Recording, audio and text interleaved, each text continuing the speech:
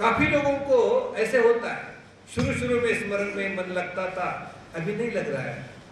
शुरू शुरू में तीर्थ यात्रा में आनंद आता था, अभी उसका आनंद नहीं आ रहा है।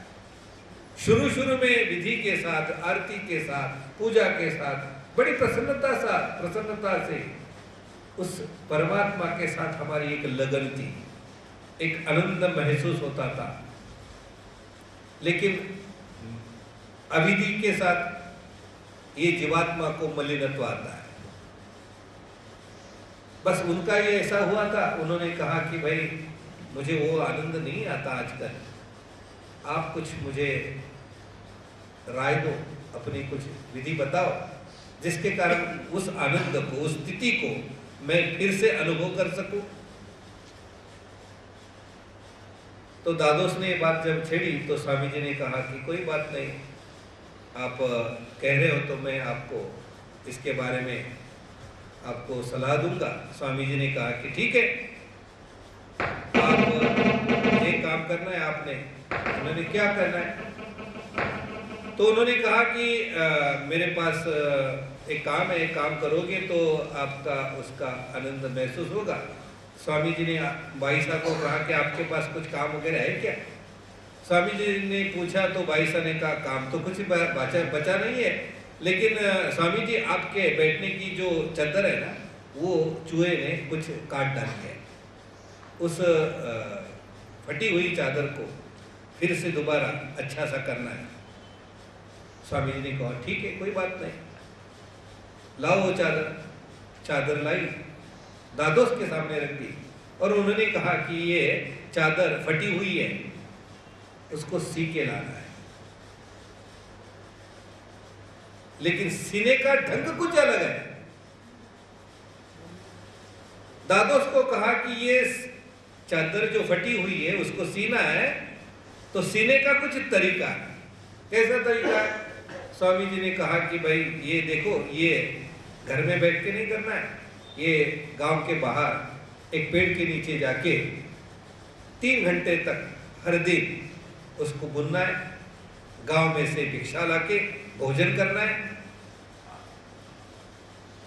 कहीं अपने सगे संबंधियों के शिष्यों के पास नहीं जाना, जो भी करना है अपरिचित गांव होना चाहिए, वहां जाके आपने ये सब काम करना है। जैसे जैसे आप ये इसको बुनोगे वैसे वैसे आपकी विद्या सफल होती जाएगी। दादोस ने कहा बात तो सीधी सादी है। वहां से निकल पड़े, बाहर आए, गांव ढूंढने शुरू हो गया, कहाँ जाए। उनको याद है कि मेरा एक बड़ा शिष्य यल्लमपट्ट करके गांव में है, वहां जाएंगे। उनके घर पर गए, उन्होंने तो बड़ी आवाभगत की। उन्होंने कहा बहुत दिनों के बाद महात्मा जी आए हो, आप बड़ी मुझे खुशी हो गई, आप यहाँ ठहरो, किस कारण आए हो? उन्होंने बोला मैं अब थोड़े आराम करने के लिए यहाँ पहुँचे। बस उन्होंने उनकी खान पान की व्यवस्था की, वहाँ पलंग भी बिछाया था, चौपाला भी था, वहाँ बैठते हुए उन्होंने अच्छी सी चोट चादर सीकर बड़ी पहले जैसी की और 8 दिन के बाद स्वामी जी को वापस लाके दिखाई। स्वामी जी कहते हैं कि भाई जाड़ी सांधली पर विद्या न साधेची। स्वामी जी ने कहा कि ये चद्दर तो सीके लाई आपने, लेकिन जिस कारण आपको ये विधि बोली थी वो काम तो नहीं बन गया। भाई साहब ने पूछा क्यों भाई, इन्होंने तो काम तो पूरा किया। स्वामी जी ने कहा हमने उनको ये नहीं कहा था कि यल्लमपट्ट के घर पे जाके डोला रियावरी बैसोनी वहां जाके सीना है। हमने तो उनको कहा था कि पेड़ के नीचे बैठ के 3 प्रहर तक, 1 प्रहर तक आपने क्या करना है, उसको सीना है। मैं ये लीला आपको इस बार इस कारण सुना रहा था, आप भी कभी कभी ऐसा, हमसे भी ये गलती होती है, विधि तो कर बैठते हैं लेकिन उस विधि का जो ढंग है, उस विधि का जो मात्रा है, उस मात्रा को हम भूल जाते हैं या अपनी सुविधा के साथ उसको लेते हैं। एक भगत ने तो क्या किया, झाड़ा खाली स्मरण करावे मटली में, उसने अपने मंजिल पर एक कृत्रिम पेड़ आता है, वो कृत्रिम पेड़ वहां लगा दिया। आजकल पौधे मिलते हैं, वहां जाके अपने ऊपर क्या कहते हैं उसको, छत पे, वहां जाके वहां सिमरन कर रहा था। मैंने पूछा कि क्या बात है?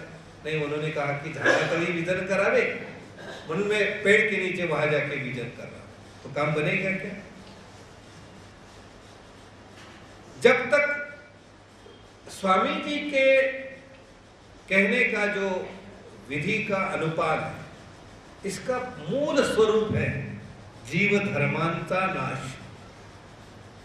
शाब्द ज्ञान में स्वामी जी ने हमें जो भी आचार पद्धति बोली है, जो भी अस्थिपरी बोली है, इसका मूल कारण है जब तक हमारे जीव धर्मों का नाश नहीं बनेगा तब तक उसका शब्द चरितार्थता नहीं होगी।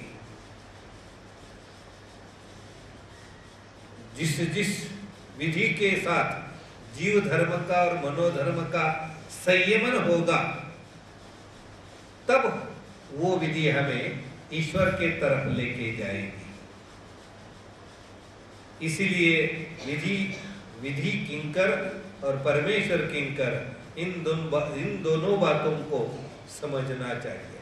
इसीलिए शास्त्र कहता है, इसलिए भगवान आपको कहते कि जब तक इंद्रियो धर्म, मनोधर्म, जो अस्थिपरी में बोला गया है कि जो विकार विकल्प स्वभाव, इन सब का जब तक संयमन नहीं होता, हमारी वासना जब तक प्रतिबंधित नहीं होती, तब तक हमारी योग्यता नहीं होगी, हमारा जीव स्वरूप शुद्ध नहीं होगा।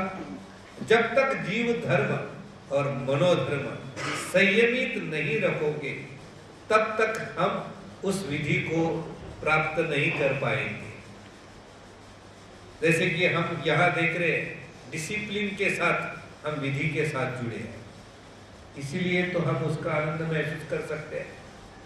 यही बात हम घर की पूजा में कर सकते हैं क्या? नहीं कर सकते। क्यों? यहाँ इंद्रिय धर्म, मनोधर्म, इन दोनों को हम क्या कर रहे हैं? संयमित कर रहे हैं। हमारी चाह हो रही है कि बाहर जाके आए, लेकिन बाहर नहीं जा पा रहे। हमारा मन कर रहा है कि ऐसे जरा कुछ दूसरों के साथ भी बोले, लेकिन बोल नहीं पा रहे। बस यही हम समझ गए, इसको हम मोड़ लेवे, तब हम उसको हासिल कर सकते हैं।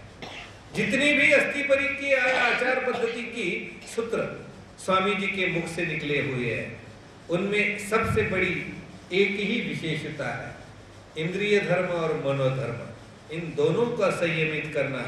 यही हमारी विधि के प्राप्त करने के लिए सबसे सीधी और सादी सुविधा है, और वही विधि के साथ हम ईश्वर के तरफ जुड़ने के लिए हम अपनी भावना को शुद्ध और पवित्र जैसे बनाए, वैसे मन और इंद्रियों जो कलुषित है, मैले हुई है, कई सदियों से हमारे इंद्रियों के कारण ईश्वर के साथ नाता नहीं जुड़ा है, उस इंद्रियों और मन को संयमित करने के लिए विधि का अनुपान होना जरूरी है। लेकिन वो उस विधि के साथ इंद्रिय धर्म और मनोधर्म, इन दोनों को जब तक हम संयमित नहीं करेंगे, तब तक उसका आनंद महसूस नहीं कर पाएंगे। हम प्रभु से प्रार्थना करेंगे, आप विधियों के साथ, मन, इंद्रिय और वासना के साथ संयमित करते हुए उस विधि का आनंद महसूस करें। इन्हीं चंद शब्दों के साथ आज का